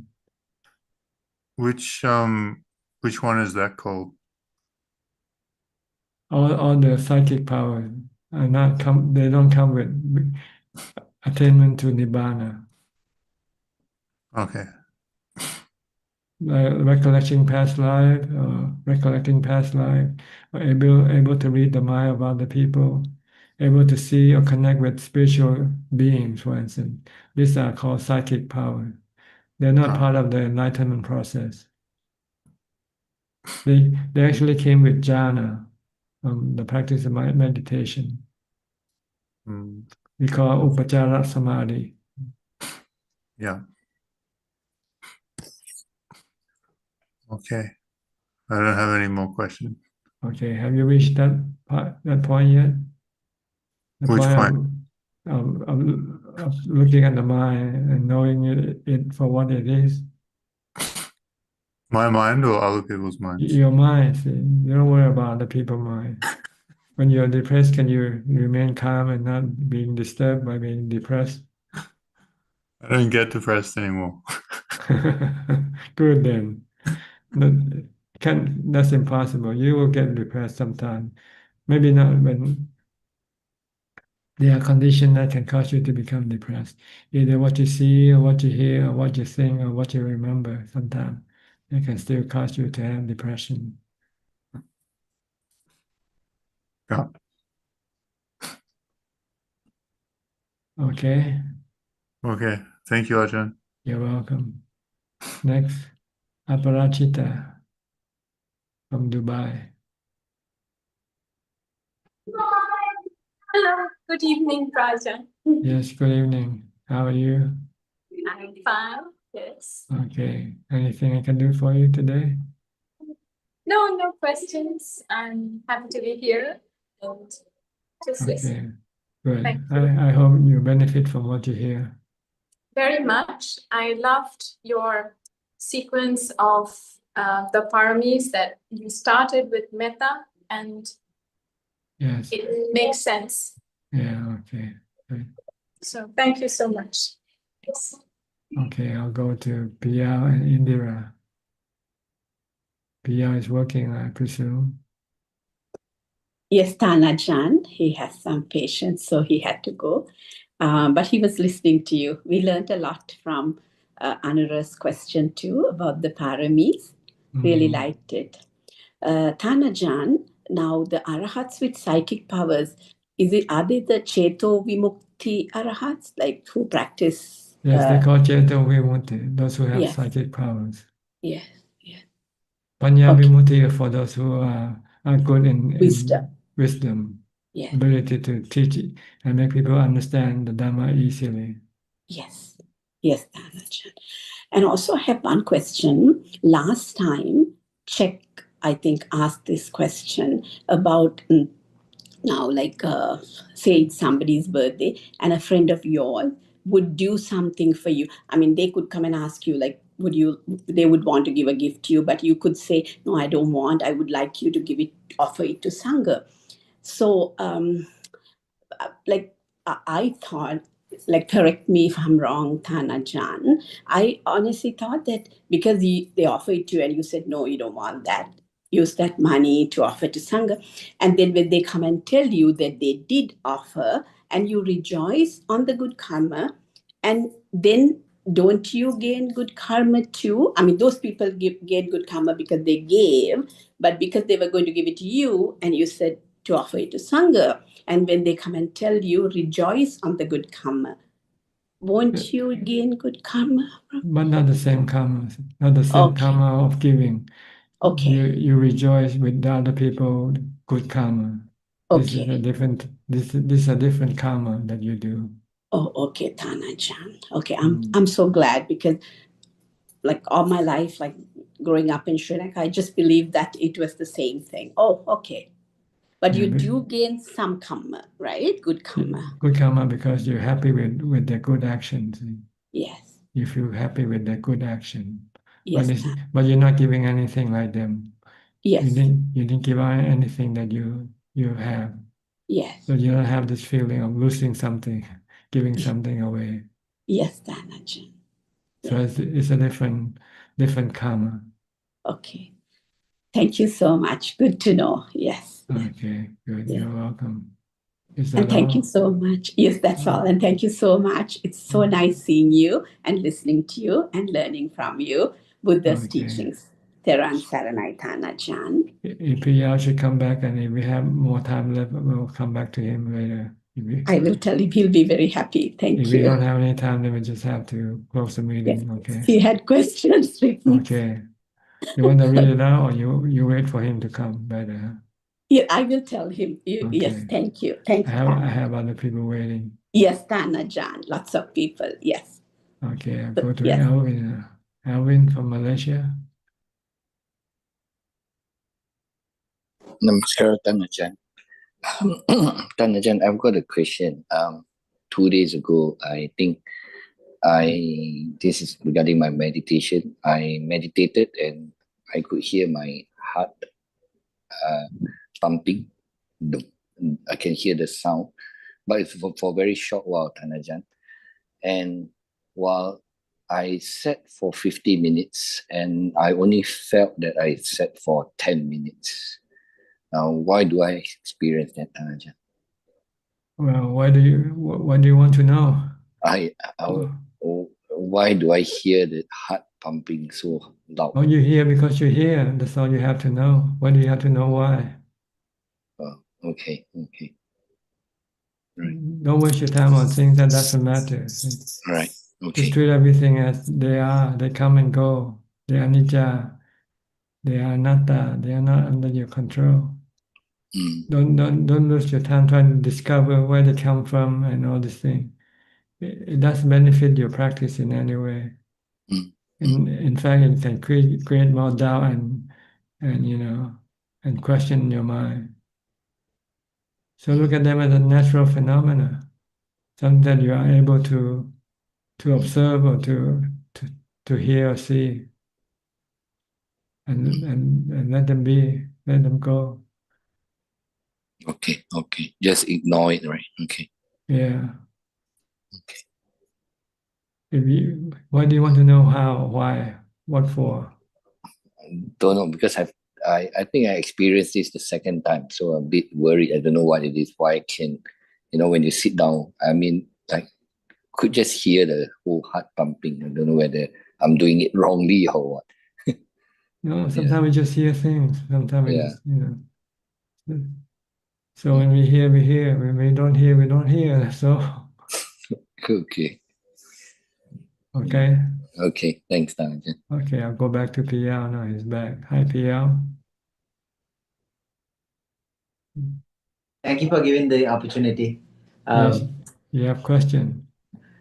Question I have is, yeah, I think when you say there's a Kama Loka, Rupa Loka, Arupa Loka, is Kama Tanha, Bhava Tanha, Vibhava Tanha, are they corresponding tanhas to each of these lokas? I think so. You can say that, you know.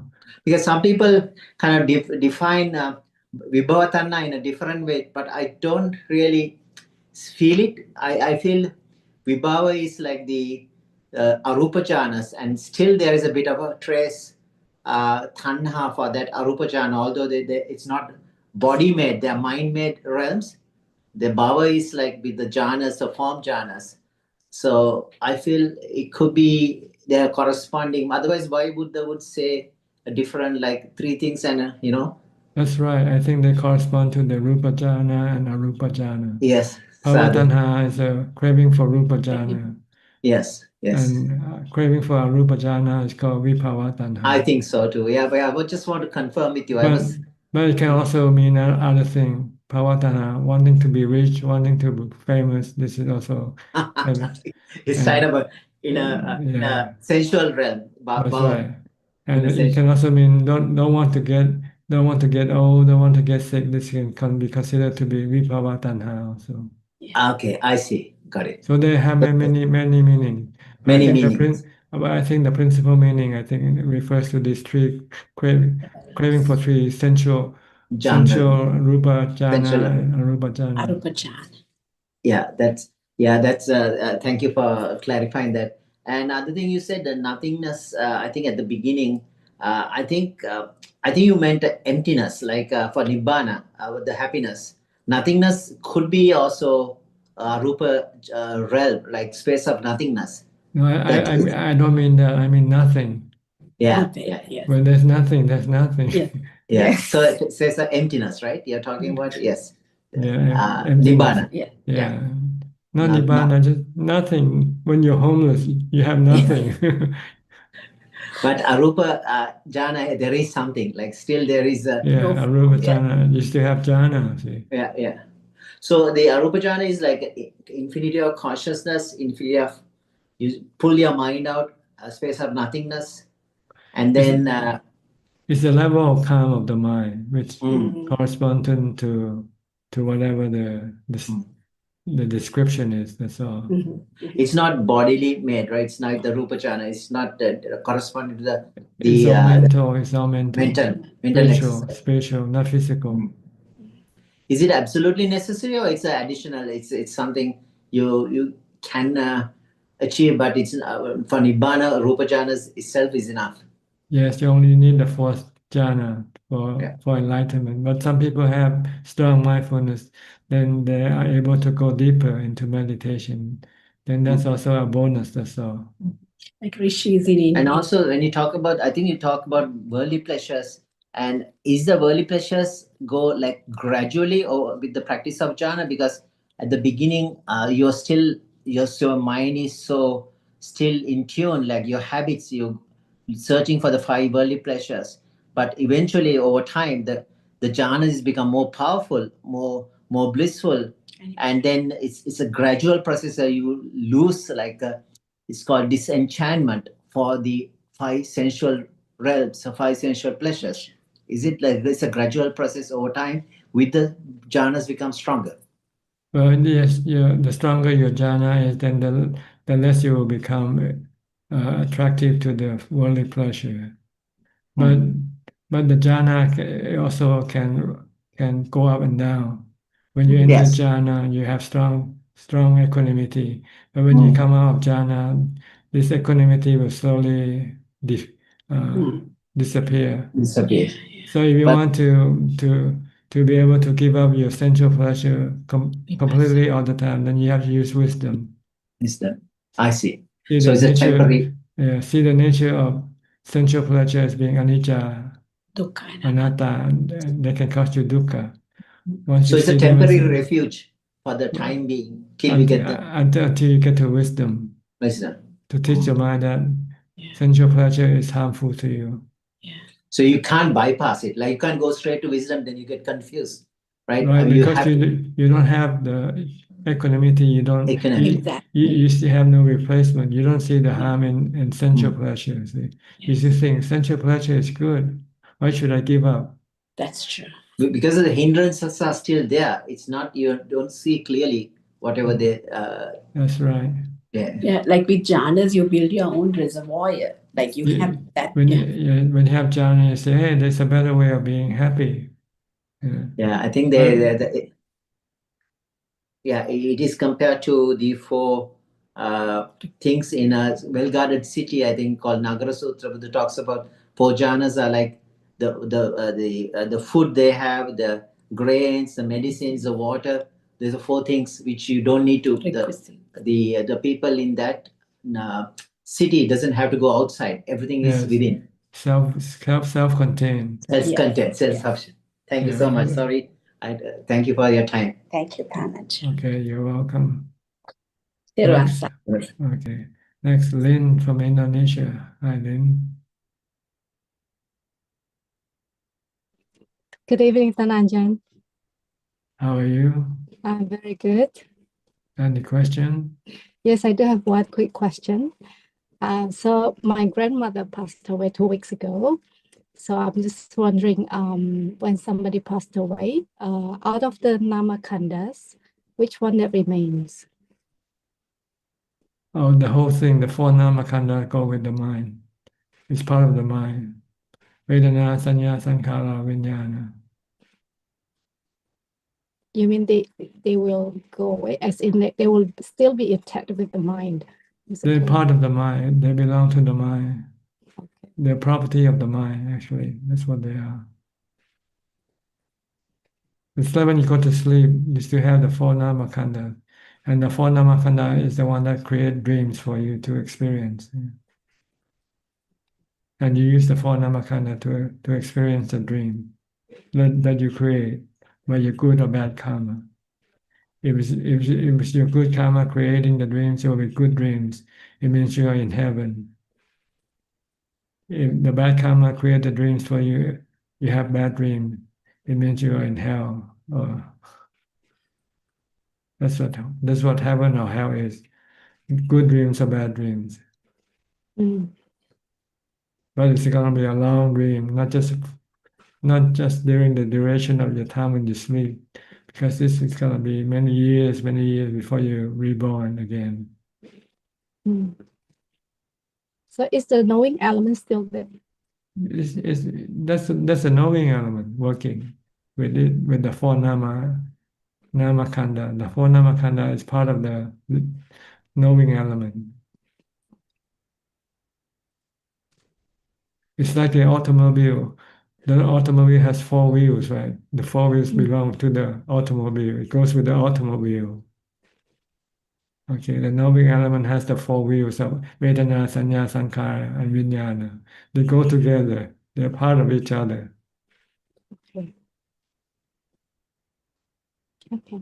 Until they're reborn, then they attach to the body and then use the body as the means to go after things again.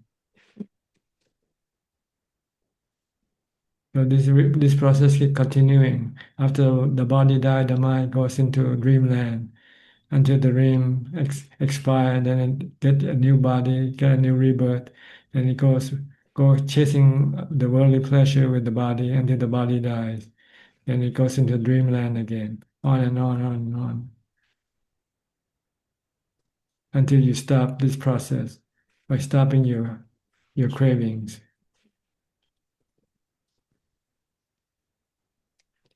Okay. Okay. Thank you very much, Ajaan. So right now, why is your grandmother? She's in dreamland. And whether she have good dream or bad dream, it depends on her good or bad karma. Which one is greater? If her bad karma is greater than her good karma, then the bad karma will create bad dreams for her.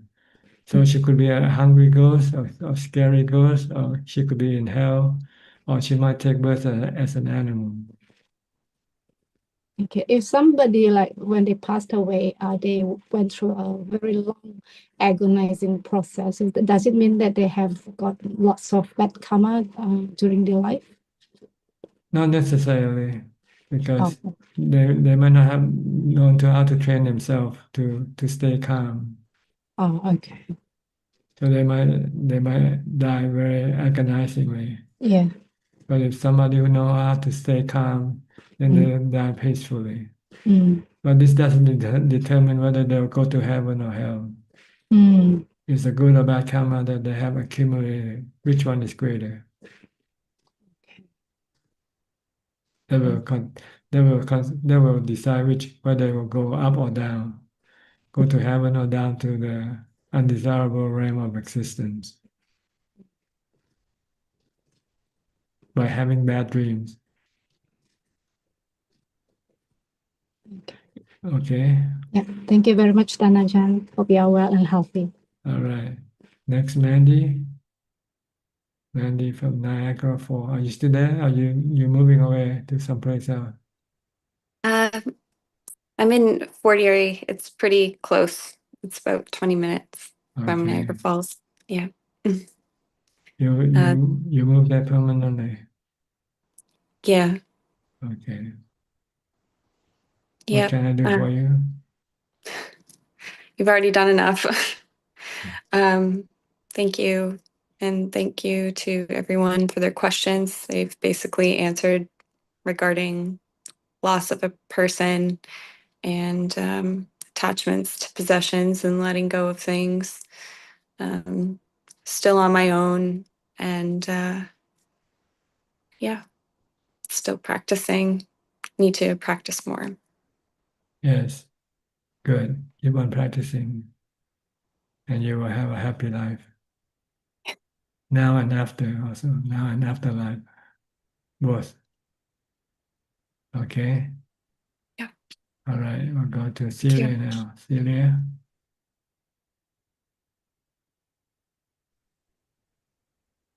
Hello, Ajaan.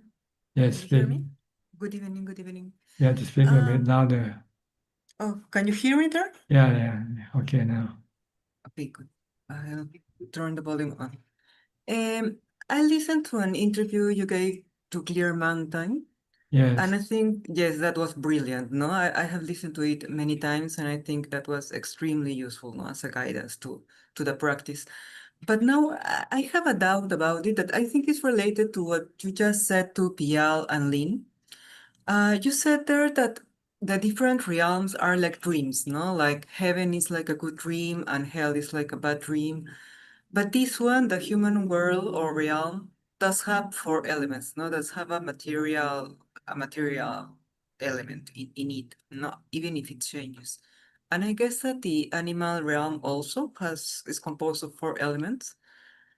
But then all the rest of the realms are virtual. They That's right. don't all of them, the devas, the Brahmas I can understand, but the deva world, the hell, the Yeah. asuras. They're all dreamland, fantasy land. And why the human world and the animal world realm not? The animal and the world is a physical realm in which the mind can send the current of consciousness to attach to the sensual object, sensual organs of the body, in order to receive sensual objects from. So these are the two this only world. realms. Sorry. Actually, These are the two. the animal and human is the same realm. It's a realm of sensual pleasure. While the realm of the Brahma, this is the realm of those who meditate, who doesn't use sensual pleasure, who use meditation as a means of getting their pleasure from. Okay. And the deva realms, all of the deva realms are also virtual? Yes, Like all the spiritual, but happy spiritual. The deva are happy spirit. While the hungry ghost and the scary ghost and the hellish being unhappy ghost, unhappy spiritual being. Very interesting. I had never imagined it that way. And they are caused by the bad karma. See? If you committed bad karma out of greed, you become a hungry ghost. Because you're constantly hungry, you always want more, want more. Greed never stops. And if you commit a bad karma out of fear, then you become a scary ghost, always fearful of something. And you commit bad karma out of hatred, then you enter hell. You become a hellish creature. And if you're a person who generally has fear just in itself, As long as you not don't, necessarily. as long as you didn't do any bad karma, then it doesn't affect you. Okay, good. Okay, that's good to If know. you Good to fear, know. if you're afraid of snake, you catch the snake and then you put it away in a safe place. It's okay, but you don't kill the snake when you see the snake. And if you see a snake and you're fearful and you run away. Oh, that's fine. No problem. You don't commit any bad karma. Okay. Okay, that was my question. Many thanks, Prajam. Okay, good.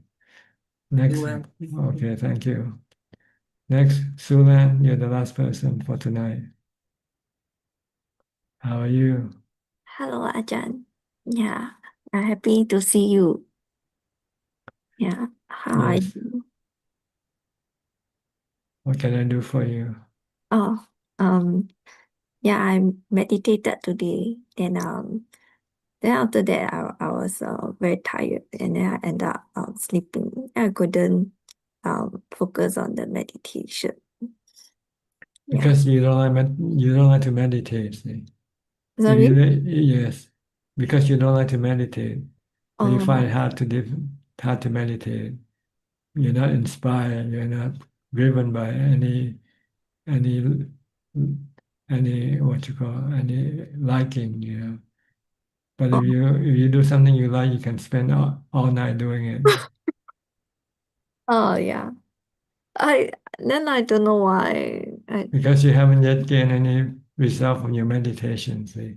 Oh, So you have to try to do more meditation to get to the result. Once you get to the result, then you become inspired and you don't want to do anything else. Because the result for your meditation is better than anything else. and then anything else. Okay. So right now you have to push yourself because you're not inspired yet, because you haven't seen the result of meditation. So push yourself to meditate until you get to the result. Once you have the result, then you don't have to force yourself anymore. You want to meditate more and more. Even if I fall asleep, I just Oh, you won't fall asleep once you're inspired. Oh, okay. But until then, I You fall have to asleep. if you fall asleep, you have to get up and walk.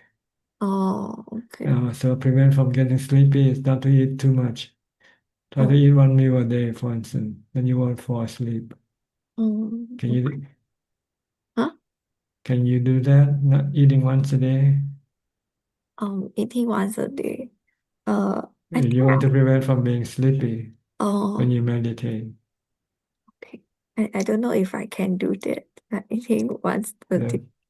See, no pain, no gain. See, you want to gain meditation, you have to pay the price. Okay. No pain, no gain. Yeah. Okay. Okay. So you want to have the pleasure from meditation, you have to accept the pain you might have to face from abstaining from sensual pleasures like eating. Oh, okay. Oh, I realize eating is one of the sensual pleasure that That's that right. very hard to cut. Yeah. I feel stressed. I'll start eating. Yes. Yeah. That's why it's easy to get fat. Yeah.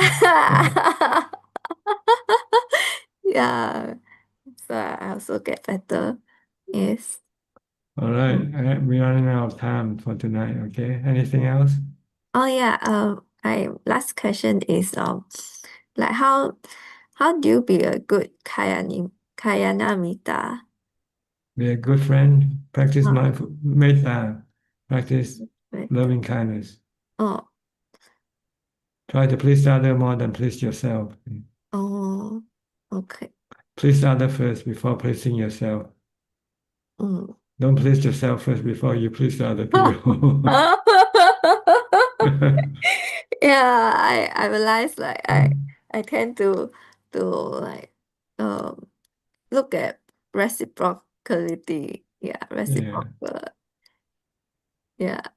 So I should please others first before I please myself. Yes. But it's hard to do because we want to please ourselves first.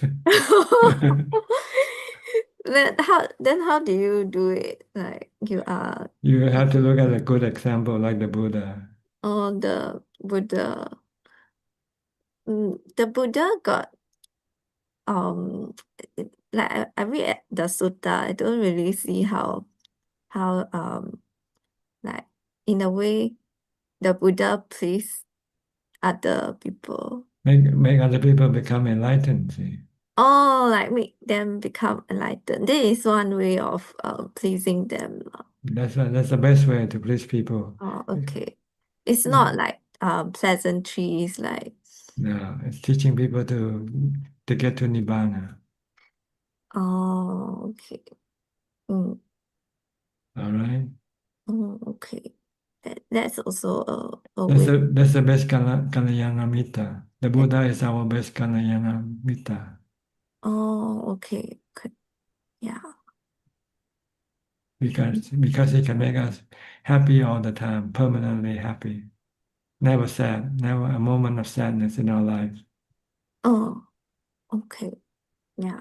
So even though like he's like not physically around His and teaching is can't still talk. around.